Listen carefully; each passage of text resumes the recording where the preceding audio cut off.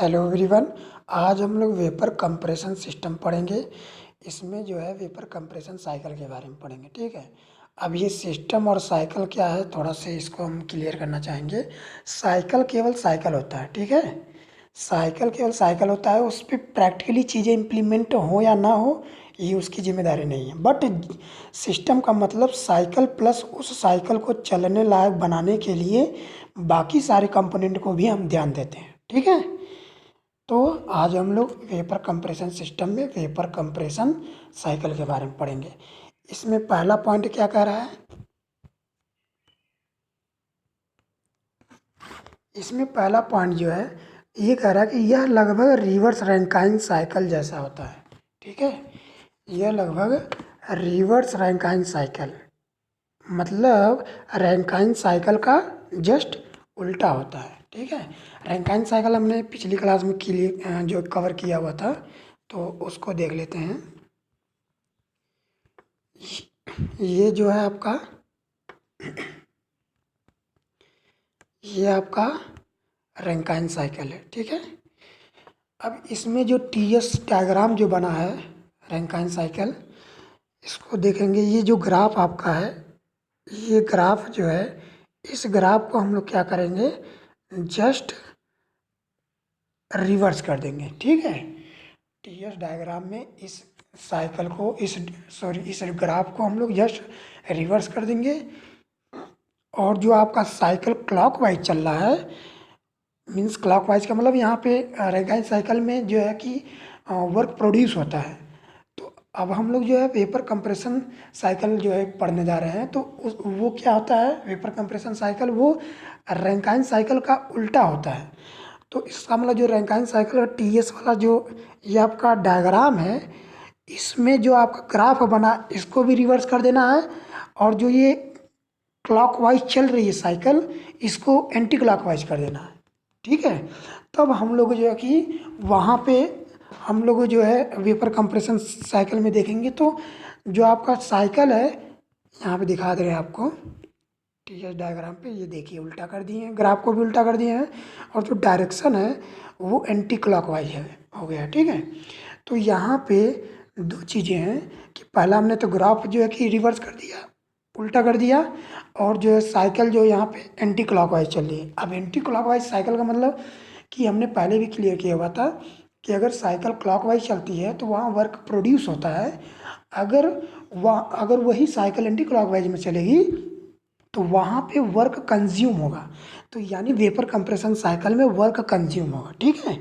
अब यहाँ पे ध्यान से देखेंगे, एक चीज़ आपके सामने ये वर्ड निकल के आता है, ध्यान से देखिएगा, वेपर। अब ये बहुत लोगों के माइंड में डाउट होगा कि वेपर और गैस क्या है। अब ये चीज़ें तो मैंने पहले भी क्लियर किया हुआ था, बट एक जो है लड़का क्वेश्चन पूछा हुआ थे कि मतलब ये सर वेपर और गैस क्या आता है, इसको मैं फिर से क्लियर करना चाहूँगा। तो वो ये वेपर जो है, वेपर सबसे पहले हम लोग ये जानेंगे कि जो है क्रिटिकल टेम्परेचर क्या होता है। अगर ये हम लोग जान जाएंगे तो हम लोग वेपर और गैस को अच्छी तरह से डिफाइन कर सकते हैं। ठीक है। देखो क्रिटिकल टेम्परेचर क्या होता है, किसी भी गैस के लिए वह मैक्सिमम तापमान जिस पर प्रेशराइज करके लिक्विड बनाया जा सके। ठीक है। तो वही मैक्सिमम टेम्परेचर क्या कहलाएगा, क्रिटिकल टेम्परेचर कहलाएगा। ठीक है। अब वेपर क्या होता है, तो वेपर कोई भी मान लीजिए गैसीय अवस्था का पदार्थ है, अगर उसे प्रेशराइज करके समान परिस्थिति में लिक्विडफाई किया जा सके तो उसे जो है हम वेपर कहेंगे। ठीक है। जब हम यदि किसी गैसीय अवस्था के पदार्थ को प्रेशराइज करते हैं और वो लिक्विफाइड हो जाए तो इसे हम जो है वेपर कहेंगे। अगर वही जो है नॉर्मल कंडीशन में प्रेशराइज करके लिक्विफाइड नहीं कर सकते हैं तब उसे हम जो गैस बोलेंगे। ठीक है। अब ये are you can say in other word, जब आपका गैसीय अवस्था का पदार्थ अगर अपने क्रिटिकल टेम्परेचर या उससे कम तापमान पर है तब जो है वो वेपर माना जाएगा। ठीक है। और गैस क्या होता है, अगर वही गैसीय अवस्था का पदार्थ अपने क्रिटिकल टेम्परेचर से अधिक हो तो तब हम जो बोलेंगे वह गैसीय पदार्थ गैस कहलाएगा। ठीक है। अब एक चीज़ और भी है, यहाँ पे आपका जैसे एक एग्जाम्पल हम ले सकते हैं, चीज़ें और क्लियर हो जाएंगी। जैसे NH3 आपका है, NH3, ठीक है। अब इस गैस को अगर मान लीजिए इस गैस का टेम्परेचर है 132 डिग्री सेल्सियस है, मान लीजिए इस गैस का टेम्परेचर 132 डिग्री सेल्सियस है, और इस पे हमने 112 बार का प्रेशर अप्लाई किया और ये लिक्विड में कन्वर्ट हो गया। ठीक है। तब तो यहाँ पे ये जो NH3 जो है गैसीय अवस्था का जो पदार्थ है ये आपका वेपर होगा। ठीक है। लेकिन अगर मैं यहीं पे इसका टेम्परेचर 132 डिग्री सेल्सियस के बजाय 133 डिग्री सेल्सियस अगर मैं कर दूं, तब हम चाहे 112 बार लगाए चाहे 1012 बार लगाए, ये प्रेशराइज करने पर लिक्विड में कन्वर्ट नहीं होगा। क्यों? क्योंकि जो आपका NH3 है इसका जो क्रिटिकल टेम्परेचर है वो 132 डिग्री सेल्सियस होता है। ठीक है। यानी 132 डिग्री सेल्सियस होता है, और अगर इससे कम हो या तो 132 डिग्री सेल्सियस हो, तब तो हम लोग 112 बार प्रेशर लगाकर इसको लिक्विफाइड किया जा सकता है। ठीक है। लेकिन अगर 132 डिग्री सेल्सियस से अगर हम ऊपर अगर हम चले जाएं, तब हम जो है इसको जो है 112 बार या उससे अधिक अगर हम बार जो है प्रेशर अप्लाई करते हैं तो वो कभी भी लिक्विड में कन्वर्ट नहीं हो सकता है। तब वो आपका वो गैस में जो है कन्वर्ट हो जाएगा। ठीक है। तब आपका वहाँ पे वो गैस कहा जाएगा। ठीक है। तो ये आपका जो है वेपर और गैस में जो डिफरेंस था, इससे आई होप जो स्टूडेंट हमसे क्वेश्चन पुटअप किया हुआ था उसका डाउट क्लियर हो गया होगा। ठीक है। ठीक है। चलिए अब देखिए, रैंकाइन साइकिल में क्या था कि उसमें 4 प्रोसेस थे जिसमें 2 एडियाबेटिक थे और 2 आइसोबारिक थे। ठीक है। लेकिन यहाँ पे क्या है ये देखना मस्ट है। वेपर कंप्रेशन साइकिल में जो है कि 4 प्रोसेस होते हैं।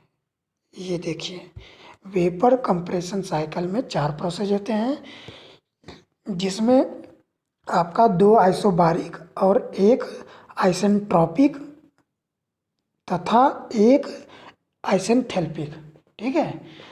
2 आइसोबारिक यहाँ पे देखिएगा 0.1 से 2, 1 से 2। ठीक है।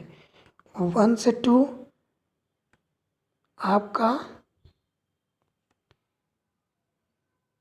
1 से 2 आपका क्या हो रहा है प्रोसेस, यहाँ पे बता रहा है 1 से 2 रिवर्सिबल एडियाबेटिक कंप्रेशन। यानी कि यहाँ पे अब एक चीज़ और भी है, यहाँ पे एक चीज़ और भी हम क्लियर करना चाहेंगे।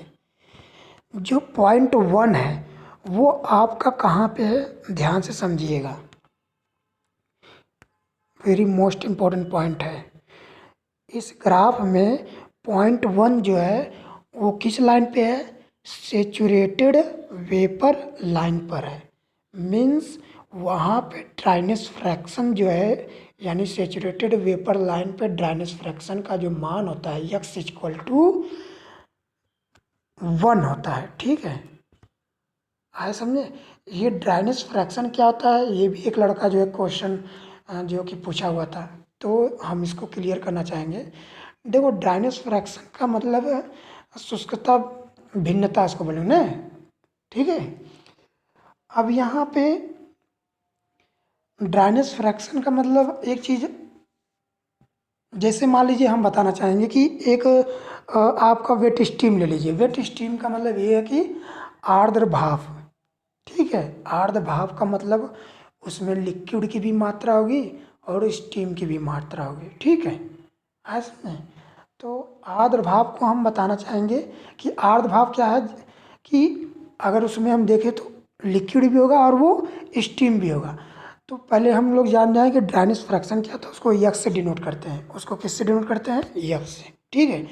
तो वेट स्टीम के पूरे मास में, वेट स्टीम के पूरे मास में स्टीम के परसेंटेज को ही ड्राइनेस फ्रैक्शन कहते हैं, ठीक है, ड्राइनेस फ्रैक्शन कहते हैं, ठीक है।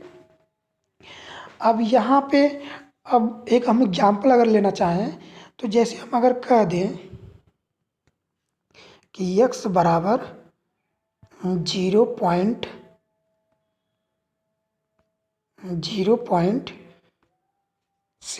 ठीक है, तो इसका मतलब ये निकल के यहाँ पे आता है कि जो वेट स्टीम है, जो आर्द्र भाप है, उसमें जो स्टीम की मात्रा है, ठीक है, यानी स्टीम की जो परसेंटेज में जो उसकी मात्रा है वो कितना है, 70%, ठीक है। यानी जो वेट स्टीम है, आर्द्र भाप है, उसमें 70% आपका जो है स्टीम होगा, बाकी कितना बचा 30%, ये आपका जो है लिक्विड हो जाएगा, ठीक है। आया समझे? मैंने पिछली क्लास में जो है कि इसका जो कि डिफिनीशन भी बताया हुआ था एज ए मैथमेटिकल फॉर्म में, तो उसको देखना ज़रूरी है, ठीक है। जैसे मान लीजिए यक्स बराबर क्या होता है, अगर हमें निकालना हो तो mass of steam upon total mass का मतलब जो वेट स्टीम हमने लिया था उसमें आपका लिक्विड का भी मास होगा और आपका स्टीम का भी मास होगा, तो वो उसी को बोलेंगे हम लोग टोटल मास, ठीक है। ये आपका ड्राइनेस फ्रैक्शन का फार्मूला निकल के आता है, ठीक है। आप I hope everything is clear now, ठीक है। अब देखिए वही हमने मतलब पॉइंट वन को वही हम बताना चाहेंगे कि पॉइंट वन जो है सेचुरेटेड वेपर लाइन पर है, ठीक है। तो वहाँ पे जो क्या नाम है यक्स का जो मान होगा वो परसेंट में देखा जाए तो 100% होगा, ठीक है, 100%। तो इसका मतलब पूरा का पूरा वो सेचुरेटेड वेपर है, ठीक है। तो अब हम यहाँ पे क्या करेंगे, 1 से 2 जो प्रोसेस है वो रिवर्सिबल एडियाबेटिक कंप्रेशन है, ठीक है। यानी हम लोग जो है कंप्रेस कर रहे हैं। अब ये कंप्रेशन के लिए हमने पिछली क्लास में बताया हुआ था कि only for 2 device in which one is pump and other is compressor. Pump is only for liquid but compressor is only for gaseous phase, ठीक है। तो यहाँ पे आपको अभी जस्ट मैंने क्लियर किया था कि पॉइंट वन जो है वो टोटल पूरा का पूरा वो वेपर फॉर्म में है, यानी कि सेचुरेटेड वेपर है, अब यानी ये गैसियस फॉर्म में है।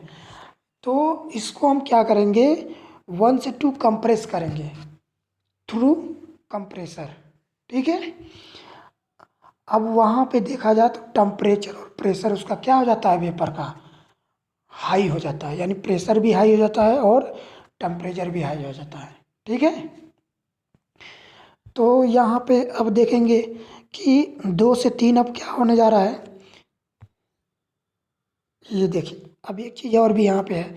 जैसे 1 से 2 अगर हमें देखना है कि प्रेशर और जो है कि टेम्परेचर कैसे ये बढ़ रहे हैं, इंक्रीज कैसे हो रहे हैं, तो आप अच्छी तरह से जानते हैं कि ये ग्राफ, ये जो एक्सिस है टेम्परेचर का है और इसमें हम लोग देखेंगे प्रेशर वाले एक्सिस पे, यहाँ पे 1 से 2 देखिए टेम्परेचर आपका इंक्रीज हो रहा है, ठीक है, यानी बढ़ रहा है। और प्रेशर कैसे देखेंगे, तो प्रेशर भी देखिए 1 से 2 क्या कर रहा है, इंक्रीज कर रहा है, ठीक है। तो इस वजह से हम कह सकते हैं कि आफ्टर कंप्रेशन वेपर का जो है प्रेशर और टेम्परेचर बढ़ जाता है, ठीक है। अब हम लोग जो है 2 से 3 चलेंगे। 2 से 3 प्रोसेस क्या कह रहा है, रिवर्सिबल आइसोबारिक हीट रिजेक्शन। देखिए ये हीट रिजेक्शन कहाँ पे होता है, ये भी जानना ज़रूरी है। थोड़ा से हम लोग इसको ऊपर कर देते हैं तो चीज़ें और भी क्लियर हो जाएंगी। अब देखिए, जो 2 से 3 प्रोसेस है वो रिवर्सिबल आइसोबारिक हीट रिजेक्शन हो रहा है। हीट रिजेक्शन का मतलब ये आइसोबारिकली हो रहा है। और किस डिवाइस में हो रहा है? कंडेंसर में हो रहा है। यहाँ पे देखिए कंडेंसर लगा है, और यहाँ पे देखिए 0.1 से 2 क्या लगा है, बीच में कंप्रेसर लगा है। ठीक है, तो कंप्रेसर क्या कर रहा है, अब यहाँ पे ये भी मैंने देखो क्लियर किया हुआ है कि 1 पर सेचुरेटेड वेपर है, और आप अच्छी तरह से जानते हैं कि 2 पर क्या होगा, से सुपर हीटेड वेपर। मतलब आपको हम पहले भी बताए थे कि इधर डोम के बाहर आपका सुपर हीटेड वेपर होगा, ठीक है, और यहाँ पे डोम के अंदर आपका जो है वेट स्टीम होगा। वेट स्टीम अब या तो कहिए या तो फिर इसको बोलिए अनसेचुरेटेड वेपर। ठीक है, और इधर इस जोन में क्या रहेगा, आपका जो है वो सब कूल्ड लिक्विड होगा। ठीक है, लेकिन इस लाइन पर आपका जो है वो सेचुरेटेड लिक्विड होगा, और इस लाइन पर आपका जो है सेचुरेटेड वेपर होगा। ठीक है, अब देखिए, तो 2 पर क्या हुआ, आपका सुपर हीटेड वेपर जोन में चला गया, यानी कि जो वेपर है वो किस में चला गया, सुपर हीटेड जोन में चला गया। ठीक है, अब देखिए 2 से 3 आइसोबारिकली हीट रिजेक्शन हो रहा। एक बात बताइए कि सबसे पहले जो है कि कंडेंसर में जो है वेपर जब जाता है तो वहाँ पे क्या होता है कि उससे जो वेपर का टेम्परेचर जो बढ़ता है, तो वहाँ पे जो है कि वो कम कब होगा, जब उस वेपर से हीट एनर्जी को रिजेक्ट किया जाएगा, यानी कि एटमॉस्फेयर में जो है कि रिमूव किया जाएगा। ठीक है, तो 2 से 3 क्या हो रहा है, कंडेंसर जो है हीट को रिजेक्ट कर रहा है। तो सबसे पहले 2 से इस पॉइंट तक देखिए, 2 से ये जो पॉइंट है, ये इस पॉइंट पे, तो इस पॉइंट पे आपका ये सेचुरेटेड वेपर है। तो यानी 2 से सेचुरेटेड वेपर, इसको हम 2 डैश कह दें, इसको हम क्या कह दें, इसको हम लोग जो है इसको हम 2 डैश कह रहे हैं, ये 2 डैश। ठीक है, तो ये आपका हो गया 2 डैश। ठीक है, तो हम वही बताना चाहेंगे कि यहाँ पे आपका जो है, ये हट गया फिर से, रुक जाइए,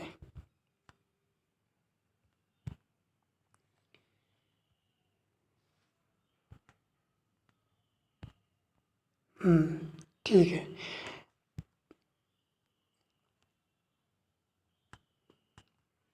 इस पॉइंट को यहाँ पे ये सेचुरेटेड वेपर, ये जो इस पॉइंट को हम लोग 2 डैश ले लें। ठीक है,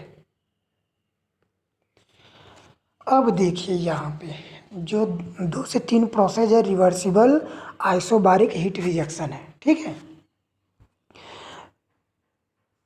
अब 2 से 3 जो कंडेंसर में पहले सेंसिबल कूलिंग होता है। ठीक है, सेंसिबल कूलिंग का मतलब हम लोग जो वेपर का जो हाई टेम्परेचर और प्रेशर का जो वेपर है, उससे हीट एनर्जी क्या की जा रही है, एटमॉस्फेयर में रिमूव की जा रही है। और ये कौन सी डिवाइस कर रही है, वो कंडेंसर कर रही है। तो सबसे पहले जो वेपर वेपर 2 से कहाँ पे आता है, 2 डैश पे आता है, यानी सेचुरेटेड वेपर लाइन पे आती है। तो उसी को हम बोलेंगे सेंसिबल कूलिंग। सेंसिबल कूलिंग का मतलब यहाँ पे टेम्परेचर घट रहा है। और आप अच्छी तरह से जानते हैं कि जब जो है कि सिस्टम से हीट एनर्जी रिमूव होती है तो सिस्टम का टेम्परेचर घटता है। ठीक है, तो यहाँ जो है वेपर से हीट एनर्जी को रिमूव किया जा रहा है, तो उसका जो टेम्परेचर क्या हो रहा है, घट रहा है, ठीक है। और ये और ये जो आइसोबारिकली हीट रिजेक्ट की जा रही है, आइसोबारिकली का मतलब आप लोगों को मैं अच्छी तरह से बताया था कि जो कंबाइन वाला जो ग्राफ है, एक बार फिर से मैं बता दे रहा हूँ। जो कंबाइन वाला जो ग्राफ है, ठीक है, टीएस पे पहले मैं बताना चाहूँगा। टीएस पे देख लो, क्योंकि टीएस ही मस्ट है। यहाँ पे टीएस के बारे में हम जानेंगे। ये टी है, ये यस है, ठीक है। अब जैसे मान लीजिए हमें जो है पहले प्रोसेस कौन सा बताना है। मान लीजिए आइसोथर्मल प्रोसेस का जो ग्राफ खींचना है, तो ये जो है आइसोथर्मल वाली लाइन हो गई, ठीक है। अब हम किसको ले लें, एडियाबेटिक प्रोसेस के लिए जो ग्राफ बनाएंगे वो एडियाबेटिक हो गया, यानी 1 से 2 ये आइसोथर्मल हो गया, और 1 से 3 जो है एडियाबेटिक वाली लाइन हो गई, ठीक है। और आप अच्छी तरह से जानते हैं कि आइसोथर्मल और एडियाबेटिक के बीच में ही पॉलीट्रॉपिक वाला लाइन आ जाता है, ठीक है।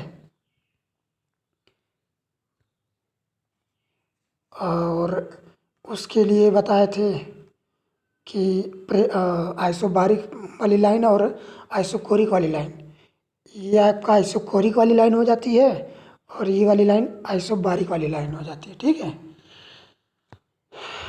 अब देखिए, तो ये टीएस डायग्राम में हमने जो है पांचों प्रोसेस का जो है ग्राफ खींचा हुआ है। 1 से 2 आपका जो है आइसोथर्मल प्रोसेस, आइसोथर्मल वाली लाइन है, और जो 1 से 3 है वो एडियाबेटिक वाली लाइन है, और 1 से 4 वो पॉलीट्रॉपिक वाली लाइन है, और 1 से 5 आइसोबारिक वाली लाइन है, मतलब जिसमें प्रेशर कांस्टेंट होता है, और 1 से 6 आइसोकोरिक वाली लाइन। तो इसमें हीट एनर्जी कांस्टेंट होता है, मतलब एडियाबेटिक वाली लाइन में हीट एनर्जी कांस्टेंट होता है। आइसोथर्मल प्रोसेस में जो है टेम्परेचर कांस्टेंट होता है। और यहाँ पे ये देखिए, आइसोबारिक वाली जो लाइन है इसमें प्रेशर कांस्टेंट होता है, आइसोकोरिक में वॉल्यूम कांस्टेंट होता है, ठीक है।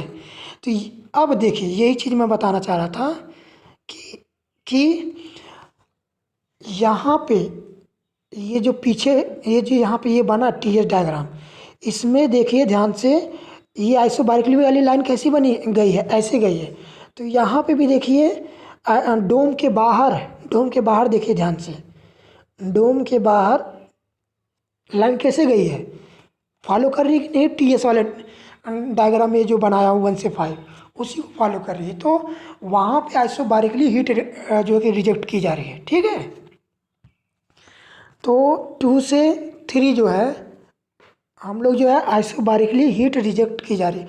और जैसे ही डोम के अंदर हम आते हैं, तो वहाँ पे आप अच्छी तरह से जानते हैं डोम के अंदर फेस चेंज होता है, और फेस चेंज होने का मतलब लैटेंट हीटिंग होता है, ठीक है। लैटेंट हीटिंग का मतलब जो कि टेम्परेचर जब रिमूव की जाती है या टेम्परेचर जब ऐड की जाती है, तो वहाँ पे जो है उसका जो है सिस्टम का या फिर वेपर का टेम्परेचर जो घटता नहीं है, वो कांस्ट ना तो घटता है ना तो बढ़ता है, वहाँ पे टेम्परेचर कांस्टेंट होता है, ठीक है।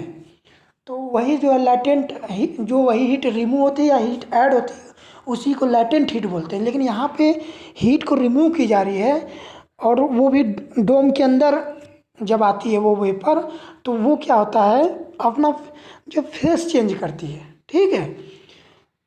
अब फेस चेंज करते करते वो आ जाती है पॉइंट 3 पे, और पॉइंट 3 वाली आप लोग अच्छे से जानते हैं कि इसके बारे में थोड़ा सा देख लीजिए। ये देखिए, यहाँ पे ये जो टॉप पे पॉइंट हम लिए हैं, इसको हम लोग बोलते हैं क्रिटिकल पॉइंट। इसको हम लोग क्या बोलते हैं, क्रिटिकल पॉइंट। इसको हम लोग, ये सबसे टॉप पे हम लोग पॉइंट ले रहे हैं क्रिटिकल पॉइंट। क्रिटिकल पॉइंट का मतलब ये है वह पॉइंट जिस पर लैटेंट हीट ऑफ वेपोराइजेशन शून्य हो जाता है। ठीक है, लैटेंट हीट ऑफ वेपोराइजेशन क्या हो जाता है, शून्य हो जाता है। तो उसके इधर वाली लाइन ध्यान देखिएगा, ये वाली जो लाइन आई है ये तो आपका हो गया सेचुरेटेड लिक्विड लाइन, और इसकी इधर वाली जो लाइन हो गई इसको हम लोग जो बोलेंगे सेचुरेटेड वेपर लाइन। ठीक है, चलिए तो इस लाइन पे आ गई यानी पॉइंट 3 पर आ गई। आपका जो वेपर है किस पे आ गया, पॉइंट 3 पे आ गया। ठीक है, तो पॉइंट 3 पे क्या है, इसका मतलब ये सेचुरेटेड लिक्विड लाइन पे आ गई है। अब यानी पूरा जो वेपर है किस में कन्वर्ट हो गया है, लिक्विड में। यानी कंडेंसर जो है वो पूरा का पूरा जो है वेपर से हीट एनर्जी को निकाल के एटमॉस्फेयर में रिलीज कर देती है। ठीक है, तो वो किस में कन्वर्ट हो जाता है, लिक्विड में। एक बात और भी है कि आपको अभी जस्ट मैंने बताया कि वेपर कब लिक्विड में कन्वर्ट होता है, वे यानी कि जो गैसियस अवस्था का जो पदार्थ है वो कब लिक्विड में कन्वर्ट होता है, जब वह क्रिटिकल टेम्परेचर के बराबर हो या फिर क्रिटिकल टेम्परेचर से कम हो। यानी हमारे कहने का मतलब ये है कि यहाँ पे पॉइंट 2 पर ध्यान से समझिएगा, वेरी मोस्ट इम्पोर्टेंट पॉइंट है। पॉइंट 2 पर जो क्या नाम है वेपर है, इसका जो टेम्परेचर है क्रिटिकल पॉइंट से कम है। ठीक है, क्रिटिकल टेम्परेचर से कम का मतलब कि उसको हम लोग लिक्विफाई कर सकते हैं, यानी लिक्विड में हम लोग कन्वर्ट कर सकते हैं। ठीक है, तो कहने का मतलब यही है। और यहाँ पे एक चीज़ और भी है, ये जो आपका वेपर यूज किया गया है, मतलब ये जो इसमें जो वर्किंग सब्सटेंस इस साइकिल में चल रही है, उसी वर्किंग सब्सटेंस को हम लोग जो है क्या बोलते हैं, रेफ्रिजरेंट। ठीक है, रेफ्रिजरेशन, और ये इसको क्या बोलते हैं, रेफ्रिजरेशन इफेक्ट, ये सब मैं पिछली क्लास में जो है कि क्लियर कर दिया हुआ है। ठीक है, हाँ तो हम लोग कहाँ तक पहुँचे थे, पॉइंट 3 तक हम लोग आए, तो यहाँ पे पूरा का पूरा वेपर लिक्विड में कन्वर्ट हो गया। ठीक है, अब देखिए पॉइंट 3 पर टेम्परेचर तो आप लोग अच्छी तरह से देख रहे हैं कि टेम्परेचर पहले से घट गया है। ठीक है, टेम्परेचर यहाँ पे देखिए घट गया है। ठीक है, लेकिन प्रेशर आपका वही है जो आप जो कंप्रेसर ने क्रिएट किया हुआ था, तो प्रेशर अभी हाई ही है। ठीक है, अब 3 से 4 को एक्सपेंशन वाल्व, यानी कि एक्सपेंशन वाल्व के थ्रू हम लोग क्या करेंगे, यहाँ पे तीसरा 3 से 4 पॉइंट देखिए क्या कह रहा है, रिवर्सिबल आइसेंथेल्पिक एक्सपेंशन। एक चीज़ और ध्यान समझिए, यहाँ पे क्या होता है, हाई प्रेशर को हम लोग जो है पास कराते हैं। ठीक है, हाई प्रेशर को हम लोग जो है कि पास कराते हैं, तो यहाँ पे जो है किसके थ्रू, एक्सपेंशन वाल्व के थ्रू या थ्रॉटलिंग वाल्व के थ्रू, तो वहाँ पे जो है ना तो हीट एनर्जी का एक्सचेंज होता है ना तो वर्क का एक्सचेंज होता है कोई। तो इसका मतलब ना तो हीट एनर्जी एक्सचेंज हुआ ना तो वर्क एक्सचेंज हुआ। ठीक है, यानी कि इन हीट एनर्जी का मतलब जैसे आप लोग अच्छी तरह से जानते हैं कि 3 से 4 वाला पॉइंट क्या कर रहा है, रिवर्सिबल आइसेंथेल्पिक एक्सपेंशन। आइसेंथेल्पिक का मतलब एंथैल्पी कांस्टेंट, एंथैल्पी कांस्टेंट। ठीक है, और एंथैल्पी बराबर हमने आपको पहले भी बताया था। ठीक है, U प्लस PV। ठीक है, ये इंटरनल एनर्जी है। इंटरनल एनर्जी का मतलब जब हीट एनर्जी का आदान प्रदान हो। ठीक है, और यहाँ पे आपका जो है वर्क है, ये क्या है, PV as a external work है। ठीक है, तो आपका मेनली जो कि इक्वेशन तो D H equal to D U plus P D V होता है, ठीक है। तो आपका जो है एक्सपेंशन जो होता है वेपर का, जो एक्सपेंशन होता है वो एक्सपेंशन वाल्व के थ्रू या थ्रॉटलिंग वाल्व के थ्रू वो भी हाई प्रेशर पे होता है। तो वहाँ पे न तो हीट एनर्जी का एक्सचेंज होता है न तो वर्क एक्सचेंज होता है, ठीक है। तो इसका मतलब ये भी जीरो इसका मतलब ये भी जीरो और ये भी जीरो, यानी फाइनली क्या निकल गया, डी एच बराबर जीरो। इसका मतलब डी एच का मतलब एंथैल्पी में जो परिवर्तन है वो जीरो है। इसका मतलब एंथैल्पी क्या रहा होगा, कांस्टेंट रहा होगा। तभी तो हम लोग इसको डिफरेंशिएट किए तो क्या आ गया, जीरो। तो यहाँ पे एंथैल्पी कांस्टेंट होती है। और इतना जान जाइए कि प्रेशर यहाँ पे क्या हो जाता है, बहुत ही ज़्यादा ड्रॉप हो जाता है। यहाँ पे आप अच्छी तरह से देख रहे होंगे, ठीक है। ये देखिए 3 से 4 प्रेशर क्या कर रहा है, ड्रॉप कर रहा है, ठीक है। 3 से 4 जो है प्रेशर क्या कर रहा है, ड्रॉप कर रहा है। और एक चीज़ और भी जानते हैं कि यहाँ पे आप एक चीज़ देखे होंगे, प्रेशर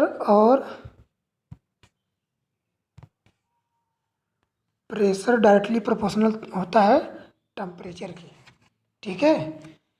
तो अगर टेम्परेचर घटता है तो प्रेशर भी घटेगा, टेम्परेचर बढ़ता है तो प्रेशर भी बढ़ेगा।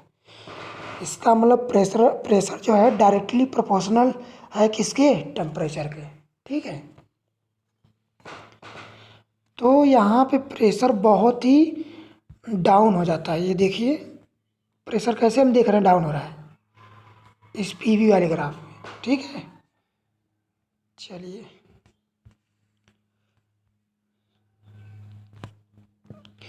अब एक चीज़ और भी देख रहे होंगे कि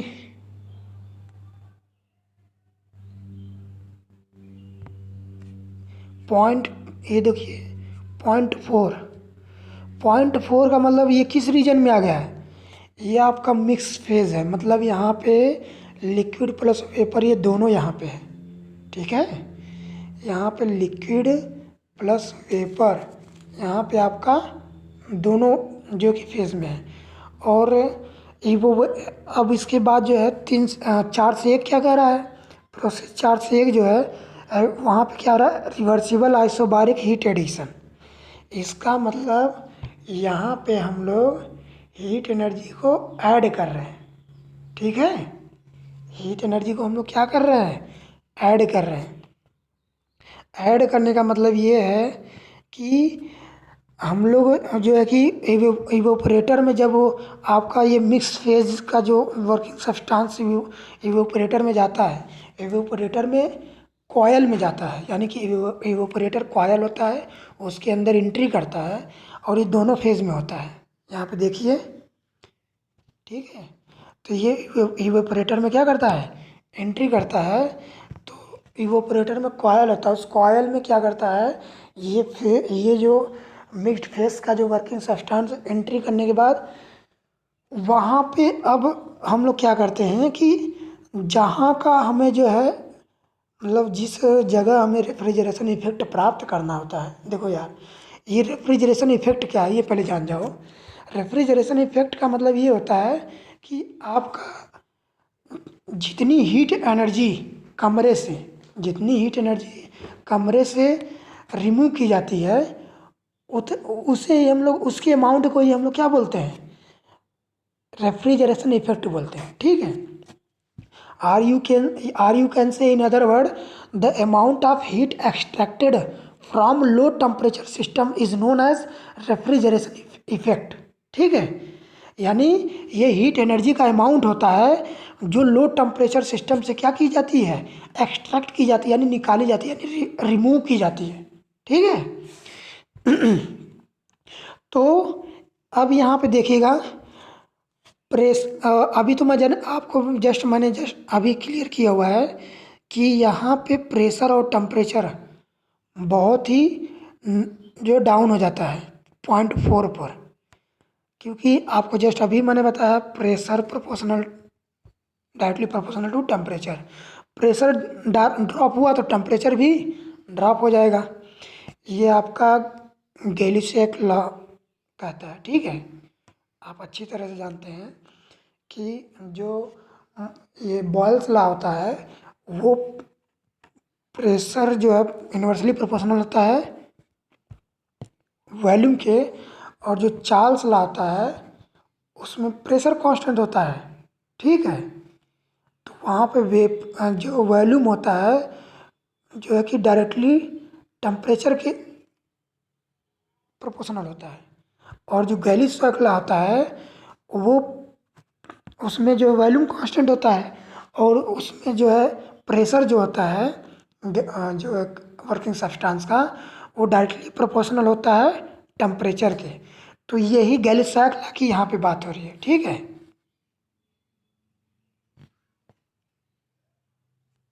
चलिए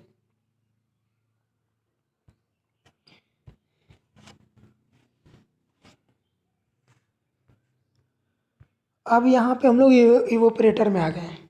हाँ, तो ये रेफ्रिजरेशन इफेक्ट यही होता है कि ये अमाउंट होता है, ठीक है। ये आपका अमाउंट होता है जो हीट एनर्जी रिमूव होती है from the low temperature system, ठीक है। और ये रेफ्रिजरेशन को तो मैंने पहले भी क्लियर किया होता। Refrigeration is a process means continued extraction from heat from a body, यानी ये प्रोसेस है, this is the full process of heat extraction from low temperature system, ठीक है। और रेफ्रिजरेंट क्या होता है?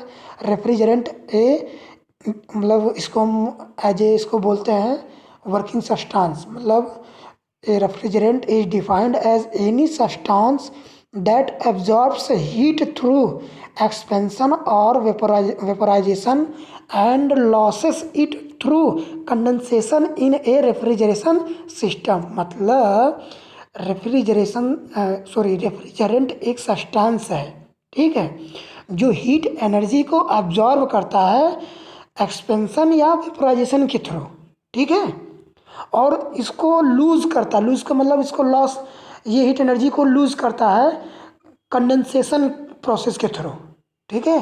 तो वही तो यहाँ पे हुआ है कि जो वर्किंग सब्सटेंस उसी को रेफ्रिजरेंट कह रहे हैं, और वो जो इस साइकिल में क्या कर रही है, इस साइकिल में रोटेट हो रही है। तो यहाँ पे आप अच्छी तरह देख रहे हैं कि कंडेंसेशन में मतलब कंडेंसर में कंडेंसेशन प्रोसेस होता है, तो वहाँ पे रेफ्रिजरेंट से हीट एनर्जी रिमूव होती है, ठीक है। और यहाँ पे इवोपरेटर में हीट एनर्जी को क्या होती है, एब्जॉर्व करती है, और जितनी हीट एनर्जी एब्जॉर्व करेगी, और कहाँ से एब्जॉर्व करेगी, जहाँ पे मुझे ठंडक का प्रभाव मुझे चाहिए, यानी जहाँ पे मुझे रेफ्रिजरेशन इफेक्ट चाहिए, ठीक है। तो ये कहने का मतलब है, यानी 0.4 जो है आपका किस में एंट्री करता है, यहाँ पे, ठीक है। 0.4 ये 0.4 पे जो है कि आपका जो वेपर जो आपका वर्किंग सब्सटेंस है वो मिक्स्ड फेस में है। तो वो अब इवोपरेटर में इवोपरेटर कॉयल में एंट्री करेगा, ठीक है। तो अब वहाँ अब आप उसका आप अच्छी तरह जानते हैं प्रेशर बहुत ही कम है, टेम्परेचर भी बहुत कम है, ठीक है, लगभग माइनस में चला जाता है, ठीक है। तो वहाँ पे क्या होता है कि जो है कि उस एयर को पास कराई जाती है जिस एयर का टेम्परेचर मुझे क्या करना है, कम करना है। यानी कि हम लोग जो है जो एसी हम लोग यूज करते हैं वहाँ पे एक साइड से जो है एयर एंट्री करती है, और वो इवोपरेटर कॉइल से टकराती है, और टकराने के बाद अपनी एयर जो है हीट एनर्जी अपने क्या नाम है रेफ्रिजरेंट को दे देती है, यानी वर्किंग सब्सटेंस को दे देती है, ठीक है। तो जब वर्किंग सब्सटेंस को दे देती है तो अब वो एयर का टेम्परेचर कम हो जाता है और वही एयर फिर एक दूसरी तरफ से निकल कर रूम के अंदर आता है, तो हमें एज ए वहाँ पे ठंडा फील होता है। ठीक है, इसका मतलब एयर से जितनी हीट एनर्जी एब्जॉर्ब हो रही है, यानी जो रेफ्रिजरेंट जितनी हीट एनर्जी एब्जॉर्ब कर रही है, उसी के अमाउंट को ही रेफ्रिजरेशन इफेक्ट कहते हैं। और आप अच्छी तरह से जानते हैं कि किसी भी रूम से जितनी हीट एनर्जी रिमूव हो रही है, ठीक है, या रूम से हीट एनर्जी जितनी रेफ्रिजरेंट के द्वारा एब्जॉर्ब की जा रही है, उतना ही मुझे रेफ्रिजरेशन इफेक्ट देखने को मिलेगा रूम में, उतना ही मुझे ठंडक देखने को मिलेगा। इसका मतलब हम ये कह सकते हैं कि रेफ्रिजरेंट ने एयर से, यानी जो हम लोग रूम का जो एयर है वो एसी से, एसी में एक तरफ से एंट्री करता है और दूसरी तरफ से निकलता है। तो एक तरफ से एंट्री करता है तो वो इवोपरेटर कॉयल से टकराती है, और वो इवोपरेटर कॉयल में आपका लो प्रेशर और लो टेम्परेचर का रेफ्रिजरेंट रहता है, यानी वर्किंग सब्सटेंस रहता है, जो किस फेज में एंट्री किया था, लिक्विड प्लस वेपर फेज में। तो वहाँ पे आपका जो उस कॉयल से जो रूम का जो एयर है, मतलब जो रूम का एयर एंट्री करती है एक साइड से एसी में, उस एयर से हीट एनर्जी क्या करती है, रेफ्रिजरेंट एब्जॉर्ब कर लेती है, और मतलब हीट एनर्जी एब्जॉर्ब कर लेती है एयर से, और एयर का टेम्परेचर नॉर्मल हो जाता है, एयर का टेम्परेचर कम हो जाता है, और दूसरी जो कि एसी से दूसरी तरफ से क्या किया जाता है, उसको निकाल दिया जाता है। ठीक है, और वही एयर हमको जब लगता है तो मतलब हमारे बॉडी को एज ए टच होता है, तो मतलब हमें एज ए ठंडा फील होता है। ठीक है, तो वही चीज़ यहाँ पे चीज़ें दिखाया गया है कि यहाँ पे हीट एनर्जी क्या करती है, जो कि हीट एनर्जी रिमूव होती है। ठीक है, आए समझे?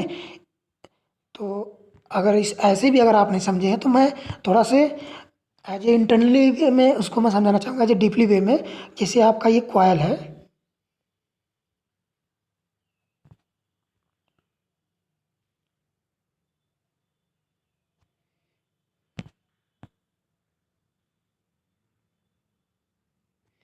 अब यहाँ से एंट्री कर रहा है, ठीक है, तो यहाँ से हमारा हॉट एयर अंदर जाएगी। ठीक है, यहाँ से रेफ्रिजरेंट एंट्री कर रहा है, ये आपका हो गया क्या, ये हो गया इवेपोरेटर कॉयल हो जाएगा। ठीक है, इसमें रेफ्रिजरेंट एंट्री कर रहा है। अब यहाँ से हमारे रूम से हॉट एयर क्या करेगी, हॉट एयर एंट्री करेगी। ठीक है, अब दूसरी तरीके से दूसरी तरफ से फिर क्या हो जाएगी, वो कोल्ड एयर हमारे रूम में एंट्री करेगी। ठीक है, तो ये अरेंजमेंट अंदर होता है इवेपोरेटर के अंदर।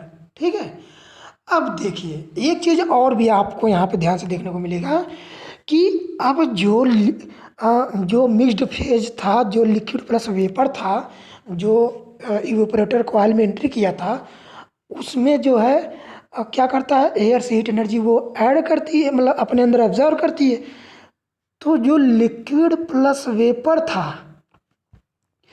अब उसमें जो लिक्विड की जो मात्रा होती है, सपोज दैट यहाँ पे जो है 80% मान लीजिए वेपर है और 20% आपका, ठीक है, वो लिक्विड है। तो जो एयर से हीट एनर्जी एब्जॉर्ब करती है मिड फेज जो वर्किंग सब्सटेंस है, वो एब्जॉर्ब करने के बाद जो 20% लिक्विड बचा है, वो भी किस में कन्वर्ट हो जाता है, वेपर में कन्वर्ट हो जाता है, यानी लिक्विड टू वेपर में ही। तो इसका मतलब 4 से 1, 4 से 1, ध्यान से समझिएगा, 4 से 1, 4 से 1 जब 1 पे आता है तो पूरा का पूरा जो वर्किंग सब्सटेंस वेपर में कन्वर्ट हो जाता है। इसलिए मैंने आपको पहले भी क्लियर किया था, यानी 1 कहाँ पे आ गया, यानी सेचुरेटेड वेपर लाइन पे आ गया।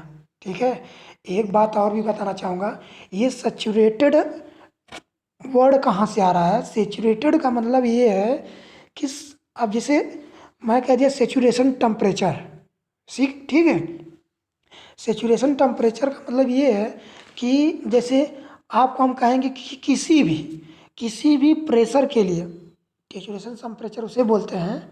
ठीक है, सेचुरेशन टेम्परेचर उसे बोलते हैं किसी भी प्रेशर के लिए वह निश्चित तापमान जिस पर बॉइलिंग प्रारंभ हो जाता है। ठीक है, तो वही टेम्परेचर सेचुरेशन टेम्परेचर कहलाएगा।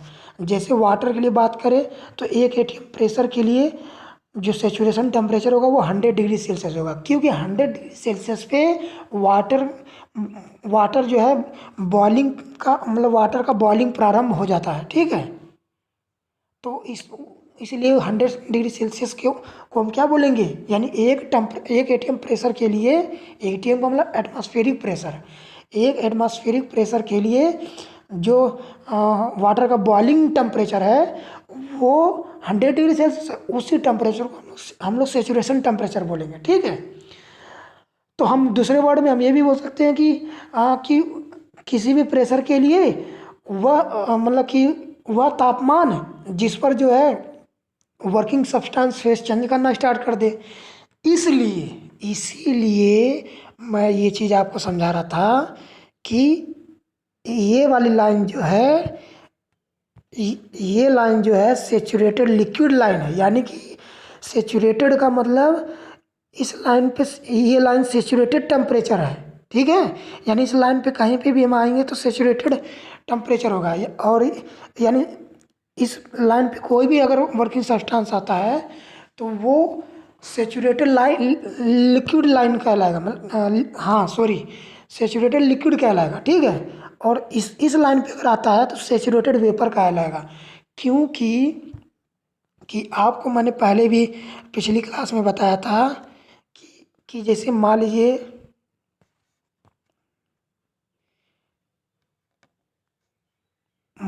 यहाँ पे ये वाटर है जो कि 10 डिग्री सेल्सियस पे मान लीजिए। ठीक है, ये 10 डिग्री सेल्सियस पे आपका वाटर है। ठीक है,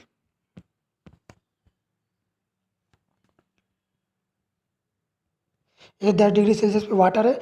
इसको जब मैं क्या कर रहा हूँ, इसको जो है मैं गर्म कर रहा हूँ। ठीक है, ये टेम्परेचर वाली लाइन है। अब गर्म करने के बाद एक टेम्परेचर ऐसा आएगा कि वो टेम्परेचर का वहाँ पे मतलब हीट एनर्जी देते जा रहा है, और वहाँ पे एक समय ऐसा आएगा कि टेम्परेचर बढ़ना बंद हो जाएगा।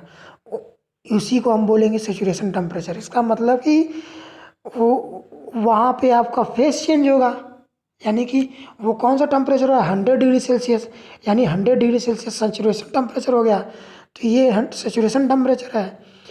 ठीक है, तो ये सेचुरेशन टेम्परेचर है वाटर के लिए। तो अब जैसे ही पूरा का पूरा फेस चेंज हो जाएगा फिर टेम्परेचर उसका बढ़ने लगेगा। ठीक है, और इसी तरह आपका डोम मैंने बताया था कि डोम कैसे आपका बना था। तो डोम आपका देखिए ध्यान से,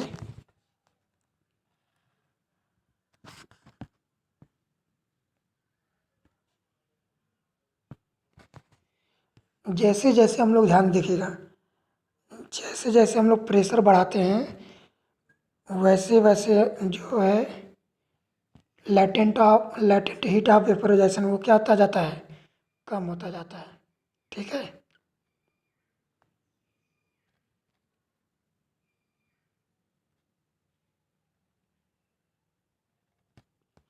यानी कि ध्यान से देखिएगा, अब इस लाइन को यहाँ पे मिला दीजिए, इस लाइन को ऐसे मिला दीजिए और इधर इस लाइन को मिला दीजिए। अब देखिए, मान लीजिए यहाँ पे 1 atm, ये 1 atm वाली लाइन है।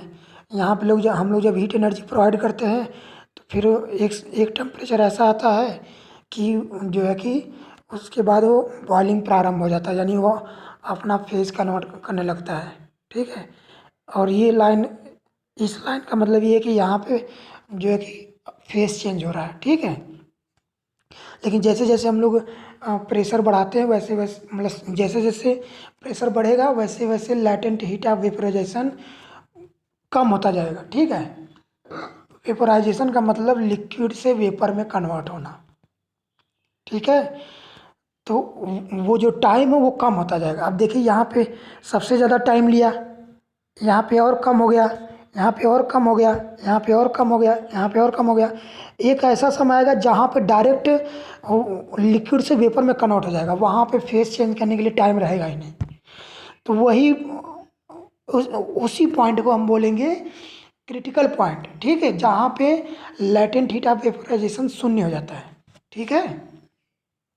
और आपको मैंने पहले भी क्लास में बताया था कि वह पॉइंट जहाँ पे लैटेंट हीट ऑफ वेपोराइजेशन कम हो जाता, मतलब सॉरी शून्य हो जाता है, उस पॉइंट को क्रिटिकल टेम्परेचर बोलते हैं। और स्टीम के लिए मैंने बताया था क्रिटिकल टेम्परेचर 374.15 मतलब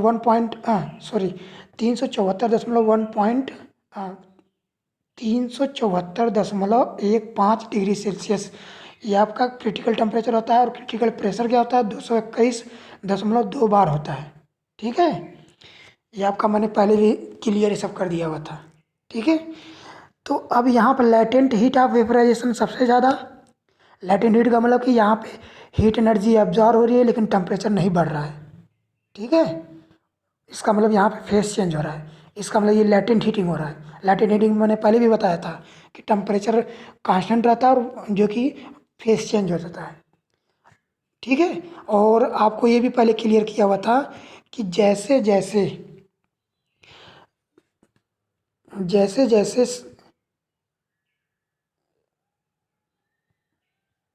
सेचुरेशन सेचुरेशन प्रेशर को बढ़ाएंगे, वैसे वैसे सेचुरेटेड टेम्परेचर भी बढ़ेगा, ठीक है। तो ये चीज़ें यहाँ पे निकल के आती हैं, ठीक है। ओके, चलिए, तो हम लोग कहाँ तक पहुँचे? हाँ, यहाँ तक हम लोग पहुँच गए। तो पॉइंट वन पे फिर वो जो है कि आपका वर्किंग सब्सटेंस आ जाता है, और फिर से हम लोग वही प्रोसेस जो कि रिपीट हो मतलब करने लगते हैं, यानी रिवर्स, फिर एडियाबेटिक कंप्रेशन, फिर आइसोबारिक हीट रिजेक्शन, आइसेंथैल्पिक एक्सपेंशन। अब ये देखना ये आइसेंथैल्पिक एक्सपेंशन, आइसेंथैल्पिक का मतलब मैंने एंथैल्पी बताया कांस्टेंट। ये देखो हम लोग करते नहीं, ये हो जाता है, ठीक है। क्योंकि यहाँ पे आप अच्छी तरह से जानते हैं कि जो कंडेंसर के पहले आपका जो वर्किंग सब्सटेंस है वो वेपर के फॉर्म में होता है, और उसके बाद कंडेंसर के बाद लिक्विड फॉर्म में होता है, ठीक है। और ये रेफ्रिजरेंट है, ठीक है, ये वर्किंग सब्सटेंस रेफ्रिजरेंट है। इतनी भारी मात्रा में भी ये नहीं रहता है कि हम लोग टरबाइन वगैरह यूज कर लें, जो फ्रांसिस टरबाइन वगैरह जो पानी से चलती हैं, वाटर से चलती हैं, ठीक है। तो और एक चीज़ और भी है कि यहाँ पे एडियाबेटिक एक्सपेंशन भी हम नहीं कर सकते, क्योंकि एडियाबेटिकली एक्सपेंशन का मतलब कि यहाँ पे ये गैस नहीं है, ठीक है, ये लिक्विड है। अगर गैस होता तो हम लोग एडियाबेटिकली एक्सपेंशन करते हैं, और इस वजह से हम लोग एक्सपेंशन वाल्व के थ्रू यानी थ्रॉटलिंग वाल्व के थ्रू जो है हाई प्रेशर को जो हम लोग के पास कराते हैं, वहाँ पे ना तो हीट एनर्जी एक्सचेंज होता है और ना ही वर्क जो है एक्सचेंज होता है, और इसी प्रोसेस को हम लोग थ्रॉटलिंग प्रोसेस कहते हैं, ठीक है। तो अब हम लोग जो है आगे चलते हैं। अब यहाँ पे एक चीज़ और भी है कि सबसे पहले थोड़ा सा हम सीक्वेंस बताना चाहेंगे। पहले गैस था, ठीक है, फिर जो है गैस किस में एंट्री की, कंप्रेसर में। अब कंप्रेसर से फिर वहाँ से निकला तो गैस ही के फॉर्म में निकला। अब कंडेंसर लगा होता है, तो कंडेंसर के बाद जब निकलता है तो लिक्विड में निकलता है, लिक्विड फॉर्म में, ठीक है। आया समझे? अब एक्सपेंशन है, एक्सपेंशन वाल, तो यहाँ से जब निकलता है तो लिक्विड प्लस दोनों होता है, और फिर इवोपरेटर से निकलता है तो वहाँ पे गैस होता है, ठीक है। तो ये चीज़ आपका आई होप क्लियर हो गया होगा, ठीक है। तो अब ये बात यहाँ पे निकल के आती है कि अब एक चीज़ और भी है, ये देखिए,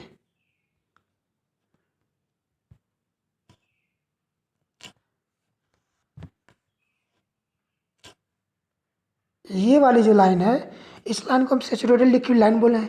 सेचुरेटेड लिक्विड लाइन का मतलब कि अब यहाँ पे अगर आपको वर्किंग सब्सटेंस इसमें इस लाइन पे कहीं पे भी आ जाता है, अगर मैं थोड़ा भी हीट एनर्जी ऐड करूँगा तो उसका फेज चेंज होने लगेगा, ठीक है, उसका फेज चेंज होने लगेगा। उसी तरह यहाँ पे भी देखो उल्टा यहाँ पे हुआ था, इस लाइन पे आया तो अब मैं हीट एनर्जी और मतलब कि उसमें से निकालूंगा तो फिर उसका फेस चेंज होने लगेगा। तो यही चीज़ हम क्लियर करना चाह रहे थे, ठीक है। चलिए अब आ जाते हैं इधर, थोड़ा थोड़ा हम क्लियर कर देंगे। देखिए 1 से 2 कंप्रेसर लगा है। अब यहाँ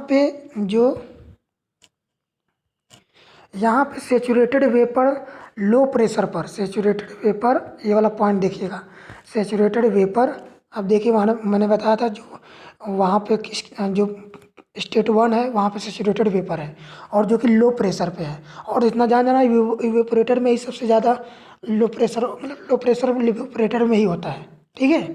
तो सेचुरेटेड वेपर लो प्रेशर पर कंप्रेसर के द्वारा कंप्रेस किया जाता है। इसमें प्रेशर तथा टेम्परेचर दोनों बढ़ता है, ठीक है, मैंने पहले भी क्लियर किया हुआ था। और रेफ्रिजरेशन नहीं, रेफ्रिजरेंट सुपर हीटेड स्टेट में पहुंच जाता है। ये देखिए, ये देखिए, ये जोन कौन सा सुपर हीटेड जोन है, ठीक है, वही चीज़ बता रहा था। अब देखिए कंप्रेसर चलाने के लिए दिया गया वर्क। अब देखिए यहाँ पे मैंने आपको पहले भी बताया था कि ये ओपन सिस्टम है। ओपन सिस्टम में एंथैल्पी का रोल होता है।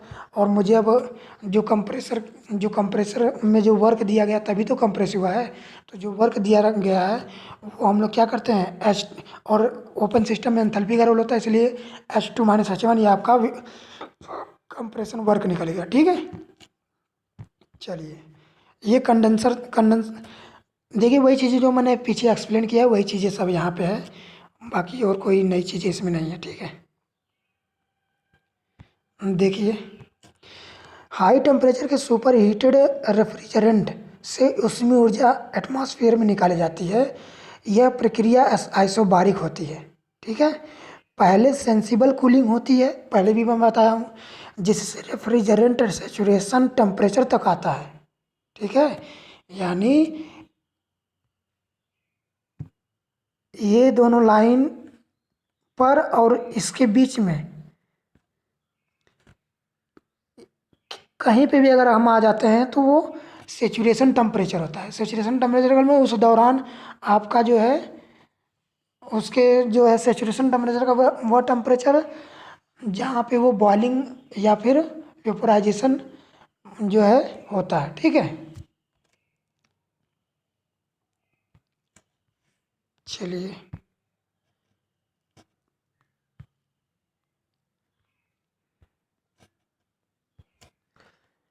पहले सेंसिबल कूलिंग होती है जिससे रेफ्रिजरेंट सेचुरेशन टेम्परेचर तक आता है। फिर कंडेंसर में फेज चेंज प्रारंभ होता है। देखिए यहाँ पे कंडेंसर में फेज चेंज, यहाँ पे ये देखिए फेज चेंज होता है फिर उसके अंदर यानी डोम के अंदर, ठीक है। फेज चेंज होता है और उसके बाद कंडेंसर पूरी हीट निकाल कर रेफ्रिजरेंट को सेचुरेटेड लिक्विड अवस्था तक ला देता है। देखिए ये पॉइंट 3 देखिए किस लाइन पे, सेचुरेटेड लिक्विड लाइन पे है, इसलिए सेचुरेटेड लिक्विड में ला देता है, ठीक है। और यहाँ पे हीट रिजेक्शन अगर देखा जाए तो कितना हुआ है तो H2 - H3 कर देते हैं, क्योंकि H2 ग्रेटर देन H3 है, ठीक है। तो यहाँ से हीट रिजेक्शन इस तरीके से निकाल लिया जाएगा। अब एक्सपेंशन वाल्व क्या है। एक्सपेंशन वाल्व में हाई प्रेशर के लिक्विड को आप अच्छी तरह जानते हैं कि आफ्टर कंप्रेसर हाई प्रेशर ही रहता है, केवल थोड़ा सा टेम्परेचर डाउन होता है, ठीक है, कंप्रेसर के बाद। और कंडेंसर के बाद भी हाई प्रेशर होता है, केवल टेम्परेचर डाउन हो जाता है। तो वही कह रहा है कि एक्सपेंशन वाल्व में हाई प्रेशर के लिक्विड को पास कराते हैं जिसमें ना तो हीट एनर्जी एक्सचेंज होता है और ना ही वर्क। इसमें एंथैल्पी लगभग एक समान रहती है। इस प्रोसेस को थ्रॉटलिंग प्रोसेस कहते हैं, ये पहले भी मैंने बता दिया हुआ है। स्टेट 4 पर रेफ्रिजरेंट बहुत लो टेम्परेचर तथा लो प्रेशर पर लिक्विड प्लस वेपर के फॉर्म में होता है। मैंने जस्ट पहले बताया था कि 4.4 पे बहुत लो प्रेशर और टेम्परेचर पे आपका रेफ्रिजरेंट होता है, ठीक है। इसका मतलब H3 = H4 होता है। अब 4 से 1 इवेपोरेटर में देख लीजिए। अब आप अच्छी तरह जानते हैं लिक्विड प्लस वेपर फेज का रेफ्रिजरेंट इवेपोरेटर कॉइल में एंटर करता है जहाँ रेफ्रिजरेशन इफेक्ट देना होता है, यानी जिस रूम में रेफ्रिजरेशन इफेक्ट देना होता है वहाँ का एयर इवेपोरेटर कॉइल से हम लोग पास कराते हैं। ठीक है, इवेपोरेटर कॉइल का मतलब कि ये एसी वगैरह में ये सब चीज़ें अरेंज होती हैं।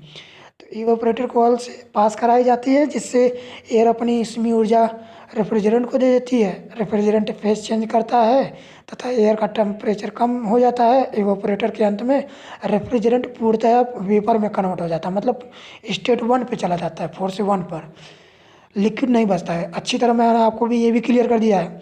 जितनी उसमें ऊर्जा इवेपोरेटर में एब्जॉर्ब एब्जॉर्ब एब्जॉर्ब का मतलब रेफ्रिजरेंट के द्वारा जितनी इसमें ऊर्जा इवेपोरेटर में रेफ्रिजरेंट द्वारा एब्जॉर्ब की जाती है वही रेफ्रिजरेशन इफेक्ट होता है। ये भी पहले क्लियर कर दिया हुआ है।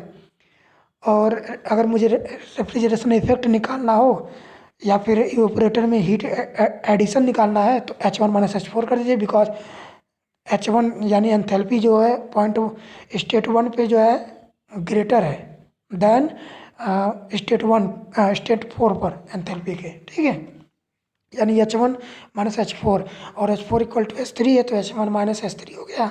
और COP का मतलब कोफिशिएंट ऑफ परफॉर्मेंस। ठीक है, और वो अच्छी तरह जानते हैं रेफ्रिजरेशन इफेक्ट अपॉन वर्कनेट में मतलब हम लोग जो कंप्रेसर में वो वर्क दिए वो H2 - H1 हो गया। और रेफ्रिजरेशन इफेक्ट जस्ट मैंने ऊपर निकाला है H1 - H3 ऊपर लिख दिया है। तो ये फाइनली आपका क्या निकल के आया है, COP निकल के आया, किसका, वेपर कंप्रेशन साइकिल का। ठीक है, तो अब इसके आगे हम लोग जो है आगे डिस्कस करेंगे। बाकी आज के लेक्चर में कोई भी किसी का कुछ भी डाउट हो, ठीक है, जब तक समझ में आएगा नहीं, इतना जान जाइए आप लोग अच्छी तरह जानते हैं कि क्लास में हम किस तरीके से चीज़ों को डीपली वे में एज ए पोस्टमार्टम करते हैं। ठीक है, तो मेरे कहने का मतलब चीज़ें समझ में आनी चाहिए। एक बार नहीं समझ में आ रहा, 2 बार नहीं समझ में आ रहा, 10 बार नहीं समझ में आ रहा, लेकिन जितनी बार नहीं समझ में आ रहा उतनी बार पूछो। जब तक नहीं समझ में आ रहा उतनी बार पूछो, लेकिन समझ में आना चाहिए। ठीक है, ये मेरा एम है। ठीक है, सो अब कोई भी डाउट हो आप क्लियर कर सकते हैं। Okay, it's okay.